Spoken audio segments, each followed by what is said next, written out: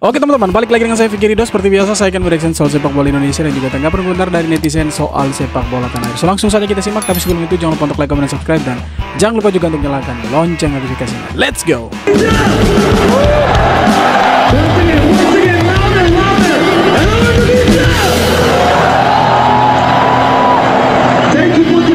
Ini kenapa jadi kemana-mana, cocok. Penderitanya Bahrain sampai sekarang belum juga selesai, saudara-saudara. Ini yang dibilang 1-2 tetes kecurangan minyak di sepak bola, seluruh Bahrain kena. Setelah semua kemarin, semua situs media sosial milik Bahrain semuanya kena serangan cyber, gua baru dapat kabar bank nasionalnya Bahrain juga kena korban serangan cyber. Semoga bukan dari Indonesia yang buat serangan cyber itu. Oh anjir kok gua makin ngeri, cocok. Weh anjir serius, ini scary banget, cocok beneran dah. Makanya Elminya lu gak usah aneh-aneh. Jangan cari hal dengan netizen lu Indonesia. Lu tinggal main bola aja anjir, kan semua Bahrain kena kan, imbas hanya gara-gara sepak bola, seluruh Bahrain kena, cok. Anjir ngeri banget, cocok. Penderitaannya mereka belum selesai, mampus.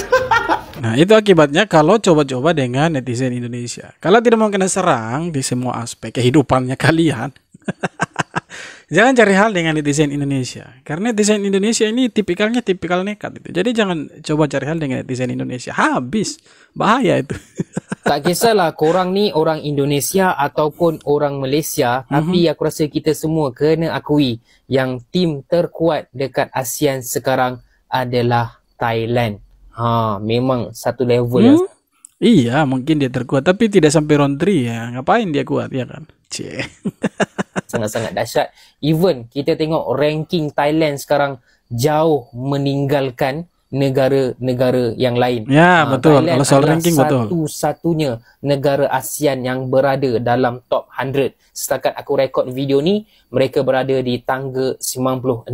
Diikuti Vietnam yang dah jatuh banyak, kemudian kita ada Indonesia dan juga Malaysia. Tim Thailand ni dah bertahun-tahun aku tengok dan aku memang minat betul diorang punya gameplay yang attacking, fluid football tu kan. Rasa syok je nak tengok. Bukannya main bola kampung. And mungkin ada orang Indonesia yang akan argue, kami layak ke round ketiga kot, Thailand tak layak. Betul, Indonesia layak ke round ketiga. Tapi kita kena tengok juga, Thailand ni tak layak macam mana, teruk ke performance diorang. Thailand ni tak layak sebab mereka berada di tempat ketiga, dan yang tempat kedua tu China, mata sama, goal difference sama.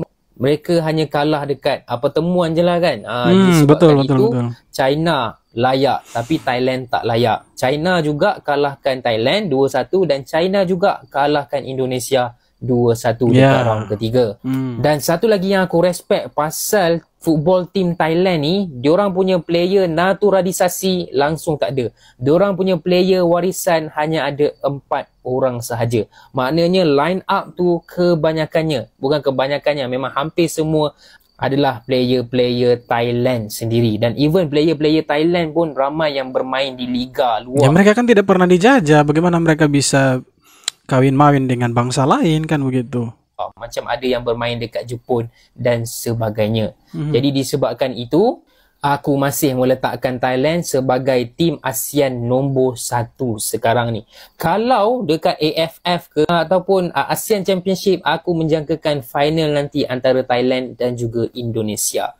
Mungkin bukan Malaysia kah? Dia orang Malaysia ini, tapi dia jagokan Indonesia ini. Ya memang kalau kita lihat di tangga klasemen, bukan tangga klasemen tapi ranking FIFA, itu memang Thailand ada di peringkat 100 besar dunia lah. Kita Indonesia hampir sedikit lagi. Pasti kita akan kejar Thailand itu. Sekarang kita ada di 130. Awalnya di 127 atau 129. Tapi karena kemarin kita kalah dari Cina, maka turun lagi ke 130.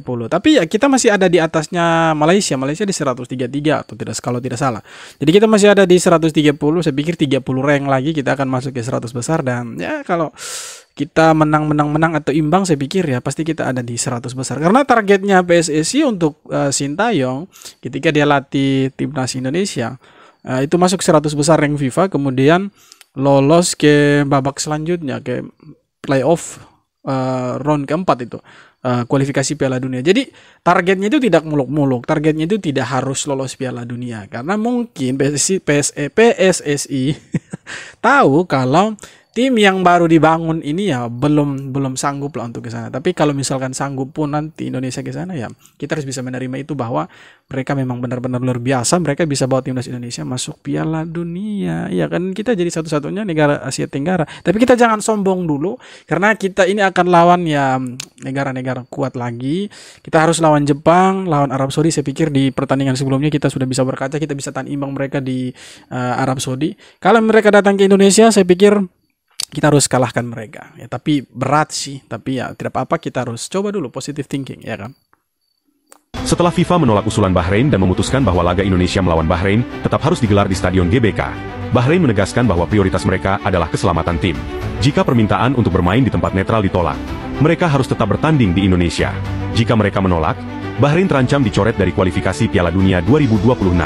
Apa tanggapan kalian terhadap kabar bahagia ini? Ya memang mereka harus datang ke Indonesia, mereka harus bermain di Indonesia.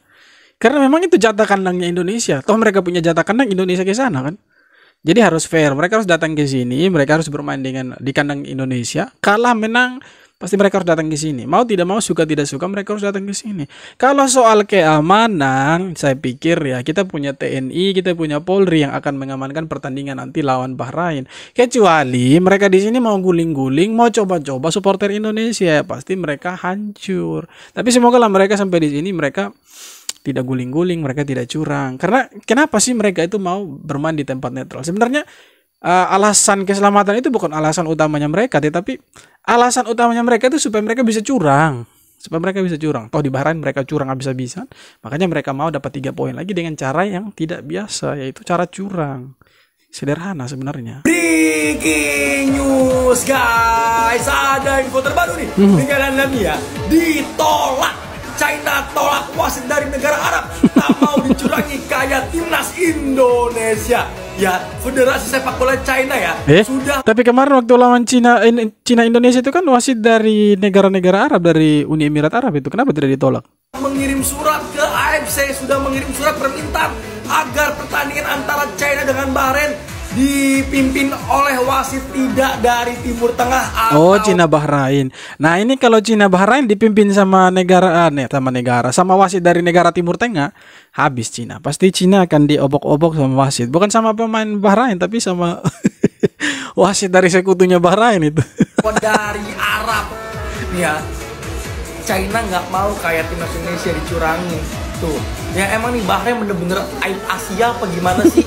Janganlah kau bermain curang gitu loh. Bermain fair play. Ya, kita harapkan, kita doakan timnas Indonesia untuk menjelang pertandingan melawan Bahrain akan tetap digelar di Indonesia. Dan kita harapkan bisa berbicara banyak pada lanjutan kualifikasi Piala Dunia ronde ketiga zona. Pasti kalau lawan Bahrain kalah. Bahrain pasti kalah kalau bermain di kandangnya kita di GBK nanti. Toh bermain di Bahrain saja kita kasih kalah mereka. Kenapa saya bilang kasih kalah mereka? Karena dua.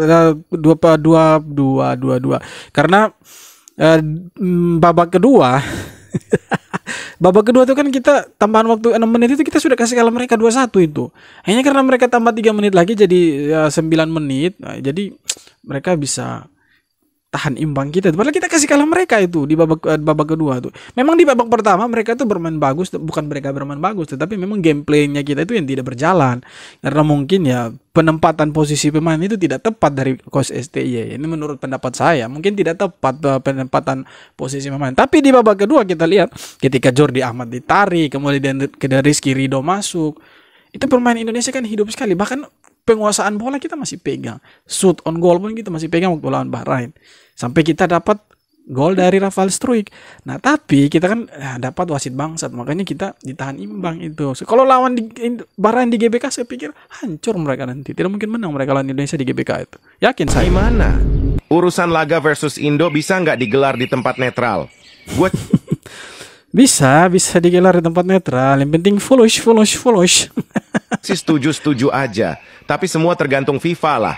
Duh, tolong tergantung jangan di FIFA. Indo. Saya pikir Males tergantung bet Fulus. sama supporter dia. Medsos gue sampai full kritikan, coy. Takut diapa-apain gue di sana. Aman. Kayak nggak tahu ketua AFC siapa. Iya, gue tahu ketuanya dari negara gue sendiri. Tapi intinya bisa-bisain ya tanding di luar Indo aja. Dibilangin tergantung FIFA. Gue hanya menyampaikan keluhan elu. Yaelah. Tapi kan FIFA bersikeras mati-matian harus bermain di Indonesia. Kalau Bahrain sampai tidak mau datang ke Indonesia, maka Indonesia dapat 3 poin cuma-cuma. Indonesia menang WO dan Bahrain kalah dengan cara memalukan. Nah, Bahrain saya yakin tidak mau kalah dengan cara-cara memalukan. Tidak mau kalah-kalah gampang, kalah WO kan. Pasti mereka akan datang. Apapun resikonya pasti mereka akan datang. Yakin sekali saya itu. Breaking news guys, Roberto Mancini dipecat sebagai pelatih dipecat, Arab kan? Saudi.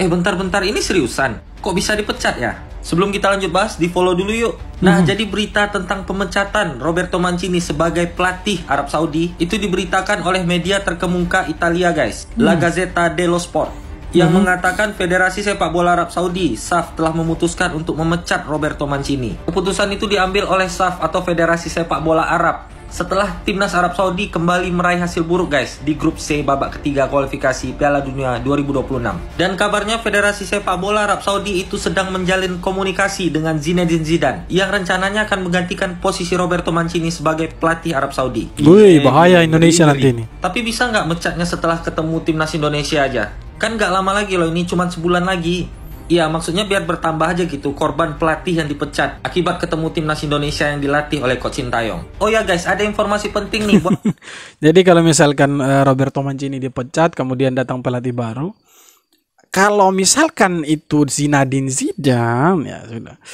Saya pikir ya ini akan sangat berbahaya untuk Indonesia. Karena kita tahu lah Zidane seperti apa, tipe pelatih seperti apa, kita tahu lah. Tapi ya jangan ragukan kita punya pemain-pemain timnas, kita juga punya pemain timnas yang berkelas. Ada yang bermain di Eropa, pastinya mereka tahu cara-cara permainan Eropa itu seperti apa. Breaking news guys, baru aja Sekjen PSSI Yunus Nusi mengumumkan pemain berikutnya yang akan diproses untuk naturalisasi, yakni Jairo Ridulwo dan Miliano Jonathan. Wih, keren ini. Ditanyain wartawan, Yunus Nusi langsung bilang, dia mengiyakan ketika wartawan menyebut nama Jairo Ridulwo. Dan juga menambahkan satu nama lagi, yaitu Miliano Jonathan, pemain asal Vitesse Arnhem. Tapi Yunus Nusi menegaskan bahwa sebaiknya menunggu kedua pemain tersebut bersalaman dengan ketum PSSI, yaitu Erick Thohir. Menurut kalian kira-kira gimana guys? Pasti yang duluan itu Jairo Ridulwo, karena kita butuh sekali pemain belakang atau ya gelandang bertahan lah. Kita butuh Jairo Ridulwo di belakang supaya dia tandem dengan Tom Hai, karena kita tahu Tom Hai seperti apa permainannya, dia punya visi bermain yang luar biasa. Kalau dia duet dengan Jairo Ridulwo atau tambah dengan Nathan Joaun atau Chance dengan Ivar Jenner, kita punya lini tengah saya pikir ya sangat-sangat berbahaya untuk tim lawan itu. Kan kita punya belakang sudah solid. Nah sekarang kita punya permasalahan itu bukan ada di belakang dan di tengah, tetapi ada di striker. Semoga habis Jairo Ridulwo, semoga yang datang itu ya striker lagi. Kita sih berharap oleh Romeni, tapi oleh Romeni ini sepertinya tidak ada kabar itu. Sepertinya hilang kabar dan entah kemana si oleh Romeni itu.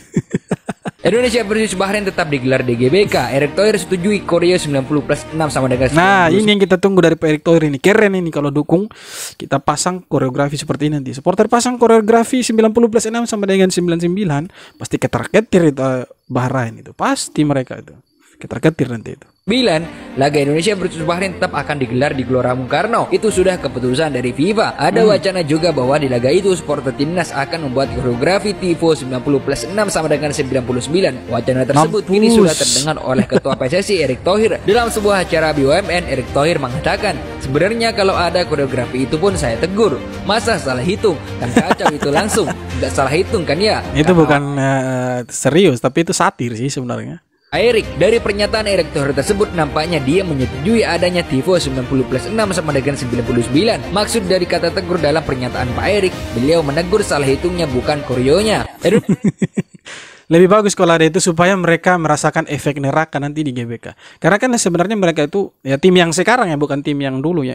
Tapi tim yang sekarang khususnya Bahrain itu mereka itu kan belum pernah bermain dengan timnas Indonesia di GBK itu. Nah, kalau misalkan mereka datang ke Indonesia dan bermain di GBK, mereka akan rasakan ya sensasi nerakanya itu ada di sana di GBK itu. Pesan untuk orang-orang yang teriak Sintayong out. Kalau STE out, kalian bayar gajinya pakai apa? Ya rata-rata orang ini akan menjawab, itu bukan urusan kita, itu urusan PSSI. Itulah akibat orang yang tidak paham sepak bola, sok-sokan nonton timnas. Bukan urusan PSSI gigimu, biar wajar di sini kau ya. Nah, kasih tahu dia bang. APBN melalui Kemenpora untuk PSSI itu cuma 120 miliar, ya. Dan kebutuhan itu 400 miliar. Artinya PSSI harus cari uang sendiri kan, harus cari uang sendiri. Sementara menurut aturan Kementerian Keuangan ya, uang APBN PSSI itu yang dipakai untuk menggaji pelatih timnas itu boleh hanya maksimal 15 juta per bulan. Karena harus ada pertanggungjawabannya ke BPK, Badan Pemeriksa Keuangan.